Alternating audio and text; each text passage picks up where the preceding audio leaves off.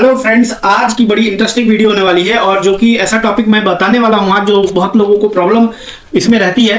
Accounting standard क्या होता है? अकाउंटिंग स्टैंडर्ड बड़े आसान लैंग्वेज में सीखेंगे। सबसे पहले इसका मीनिंग समझ लेते हैं। अकाउंटिंग स्टैंडर्ड का मतलब क्या है, तभी सारी चीजें बाकी के टॉपिक्स भी क्लियर हो जाएंगे। जैसे कि उसकी क्या लिमिटेशन है, उसकी जरूरतें क्यों पड़ी, उसको क्यों लेके आए अकाउंटिंग स्टैंडर्ड को।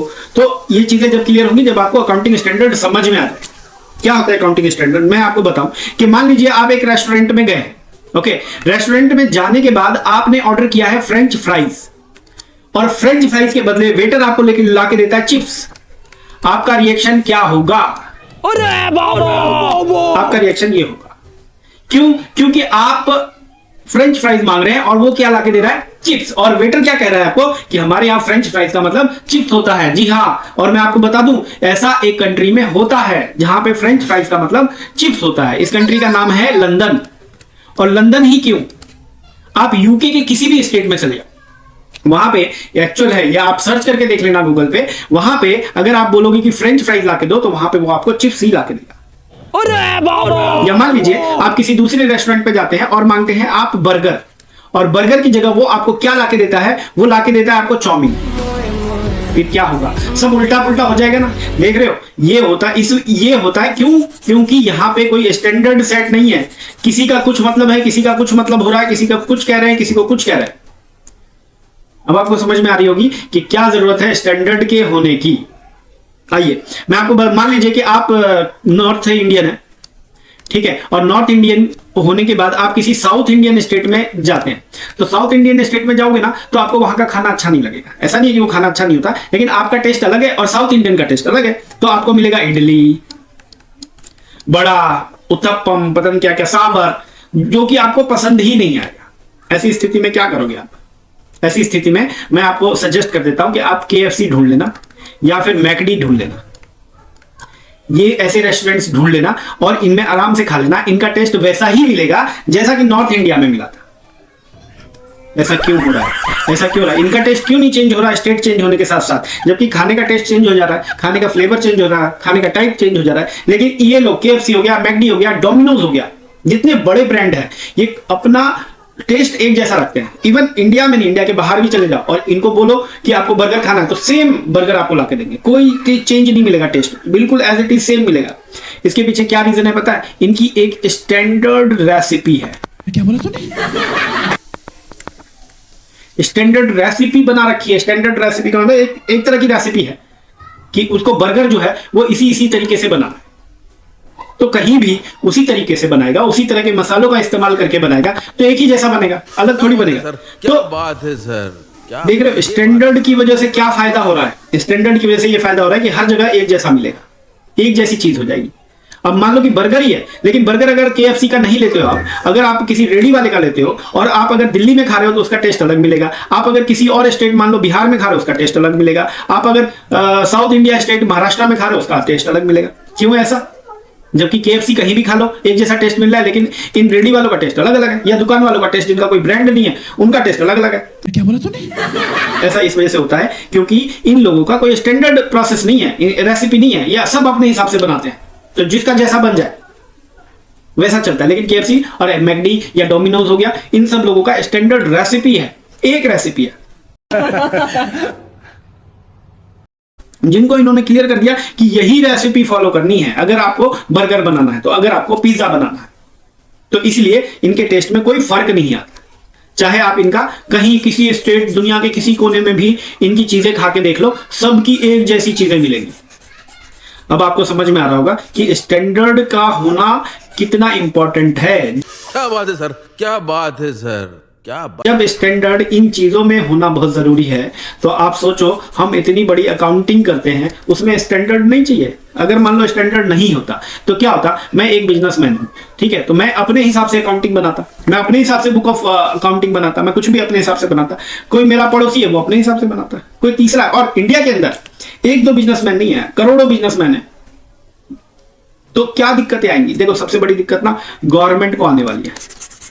गवर्नमेंट को दिक्कत आने वाली है। क्यों? क्योंकि उसको हिसाब किताब चेक करना पड़ता है टैक्स के पर्पज से। टैक्स लेना है तो टैक्स के पर्पज से सबका हिसाब किताब चेक करना पड़ेगा। आप बताओ, सब लोग अलग अलग तरह की अकाउंटिंग हिसाब किताब मेंटेन कर रहे हैं। अकाउंटिंग मतलब हिसाब किताब ही तो है, तो हिसाब किताब सब अलग अलग तरह की मेंटेन कर रहे हैं। कैसे समझ में आएगा गवर्नमेंट को? मान लो कि 4-5 से सीख भी लिया, मैंने अपना बता दिया कि मैं इस तरह से हिसाब किताब रखता हूं, सीख लिया। दूसरे बिजनेस का दूसरे सीख लिया, चौथे का चौथे पार्ट, लेकिन करोड़ लोगों का सीखना पॉसिबल नहीं। तो इसीलिए अकाउंटिंग स्टैंडर्ड को लाया गया। मतलब एक तरह की एक रेसिपी है, ये बताती है कि आपकी जो बुक ऑफ अकाउंटिंग है वो इसी तरीके से बनेगी जैसे KFC की रेसिपी है। इसी तरह से हमारे पास भी अपनी रेसिपी है। और इसकी वजह से क्या हुआ, ऑल ओवर इंडिया में जितने भी अकाउंट बनते हैं सब इस एक ही तरह के बनते हैं। इसीलिए स्टैंडर्ड का होना बहुत जरूरी था। अब आपको समझ में आ गया अकाउंटिंग स्टैंडर्ड का क्या मीनिंग है। तो अब आप ये डेफिनेशन पढ़ लो, आपको इजीली क्लियर हो जाएगा। Standard tales how accounting transaction should be recorded. कैसे रिकॉर्ड किया जाएगा, यही तो मैं बता रहा था कि कैसे बनाया जाएगा, कैसे बुक में अकाउंटिंग में आप रिकॉर्डिंग करोगे, मेजर करोगे, प्रेजेंट करोगे इन फाइनेंशियल स्टेटमेंट। किस तरह से ट्रांजेक्शन को रिकॉर्ड करना है। आइए अब समझते हैं। जब आपको समझ में आ गया कि अकाउंटिंग स्टैंडर्ड क्या है तो अब कुछ भी नहीं बचा। अब सिर्फ मैं बोलूंगा और आप सुनेंगे और आपको समझ में आता चला जाएगा। ये क्या बात करता है यार। देखिए, बेनिफिट ऑफ अकाउंटिंग स्टैंडर्ड, फायदे क्या क्या है। फायदों के लिए ही तो इसको बनाया है। देखो क्या फायदे मैंने बताए थे। यूनिफॉर्मिटी, एक जैसा रहेगा, एक जैसा रहने के लिए तो बनाया, नहीं तो समझने में दिक्कत आ रही थी। इस वाले का अलग बन रहा, उस वाले का अलग बन रहा है, कोई बिजनेसमैन कैसे बना रहा है, बड़ी दिक्कत आ रही थी। तो यूनिफॉर्मिटी, एक जैसी चीज है, एक जैसा बनाने के लिए, जैसे KFC वाले ने किया। यूनिफॉर्मिटी लाने के लिए एक रेसिपी बना दी, ऐसे हमने किया। एक जैसी अकाउंटिंग रहने के लिए हमने भी अपनी रेसिपी बना दी जिसको स्टैंडर्ड कह दिया। कंपेरेबिलिटी, एक जैसा रहेगा तो कंपेयर कर पाओगे। मैं कितना प्रॉफिट कर रहा हूं, दूसरा बिजनेसमैन कितना प्रॉफिट कर रहा है, दुनिया के करोड़ों बिजनेसमैन कैसे कैसे प्रॉफिट कमा रहे, कंपेयर ही नहीं कर पाओगे। जब सबका तरीका अलग हो जाएगा, कंपैरिजन पॉसिबल ही नहीं।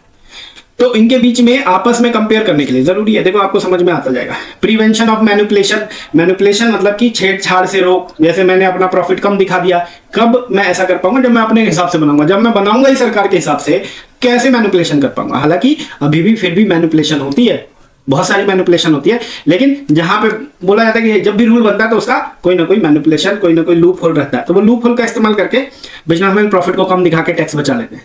तो मैनिपुलेशन रहती है, मतलब फिर भी प्रिवेंशन बोला, खत्म नहीं कर पाएंगे लेकिन इसको रोक पाएंगे। तो बहुत हद तक मैनिपुलेशन को, छेड़छाड़ को रोक देंगे। मतलब सबको एक जैसा प्रॉफिट दिखाना पड़ेगा क्योंकि सबके लिए रूल्स रेगुलेशन एक जैसे हैं और सब कुछ एक जैसा होगा तो डेटा रिलायबल होगा। इसमें कुछ भी याद करने वाली चीज नहीं, ठीक है। इन्हीं वजहों से हमने स्टैंडर्ड को बनाया।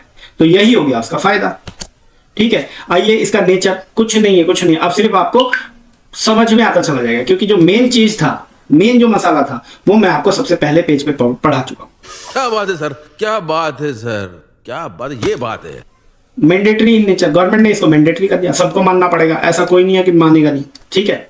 इशू बाय रिकॉग्नाइज अथॉरिटी, इसको किसने इशू किया है, रिकॉग्नाइज अथॉरिटी ने इशू किया है। और इंडिया के अंदर ये है ICAI, institute of chartered accountant of India, ठीक है। इसने इशू किया कर रखा है अकाउंटिंग स्टैंडर्ड को।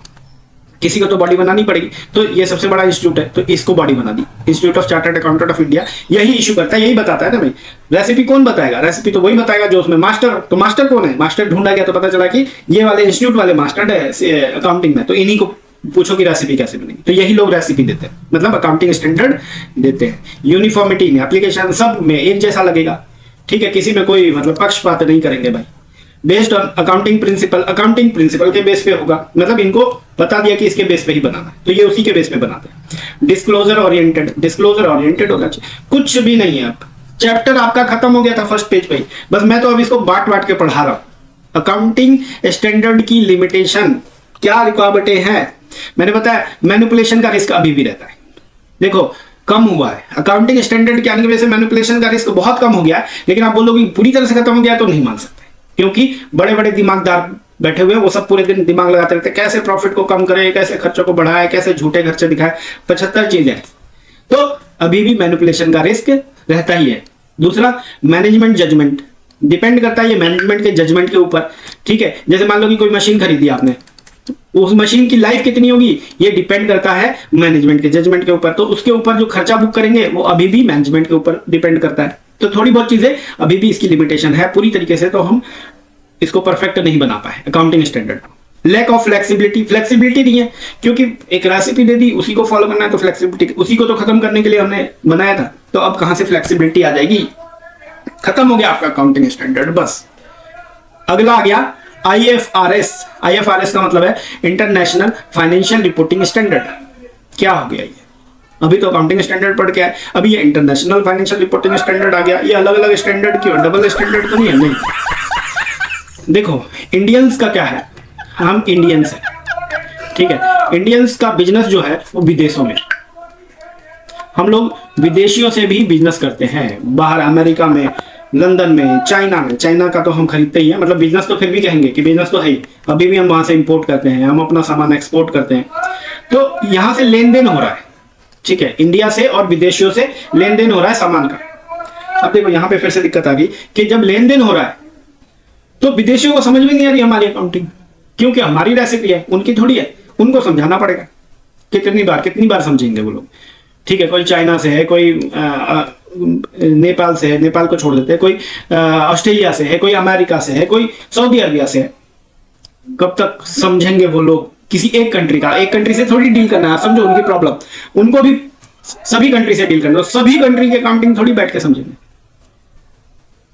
तो फिर प्रॉब्लम आ गई कि सबकी, ये एक प्रॉब्लम थी उस टाइम पे कि समझ में नहीं आ रहा, सबकी अकाउंटिंग अलग अलग तरीके से, आप कैसे समझेंगे? तो अब आया इंटरनेशनल फाइनेंशियल रिपोर्टिंग स्टैंडर्ड, मतलब बोला कि पूरे, अभी तक मैं इंडिया का बता रहा था अकाउंटिंग स्टैंडर्ड का यूज करके, अभी पूरे वर्ल्ड का बता रहा था। पूरे वर्ल्ड में, जैसे कि KFC ने पूरे वर्ल्ड में एक जैसी रेसिपी लागू कर रखी है, ऐसे ही एक जैसी रेसिपी को लागू करने के लिए IFRS आया।